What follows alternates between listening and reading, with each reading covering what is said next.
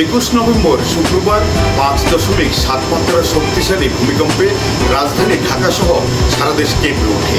এই ঘটনায় ঢাকায় 4 জন নিহত ও আহত হয়েছেন অন্তত শতাধিক। ওই দিন সকাল 10টা 38 মিনিটে 5.7 মাত্রার ভূমিকম্পের স্থায়িত্ব ছিল মাত্র 26 সেকেন্ড।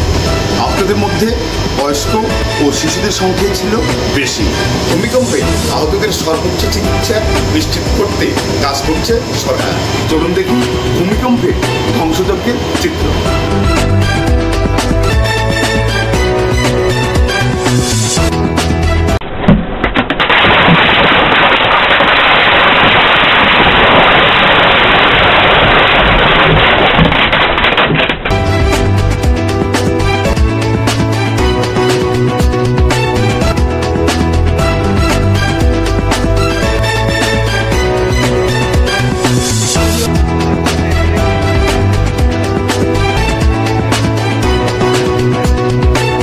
অনুভূতিটা এমনটা ছিল যে যখন আমি আমার যে নিজস্ব চেম্বারে বসাছিলাম চেয়ার, এবং আজ পর্যন্ত আজতক যে ভূমিকম্প আমরা অনুভব করছি, এত বড় ভূমিকম্প আসলে বাস্তবিকভাবে শারীরিকভাবে আমরা অনুভব করি নাই।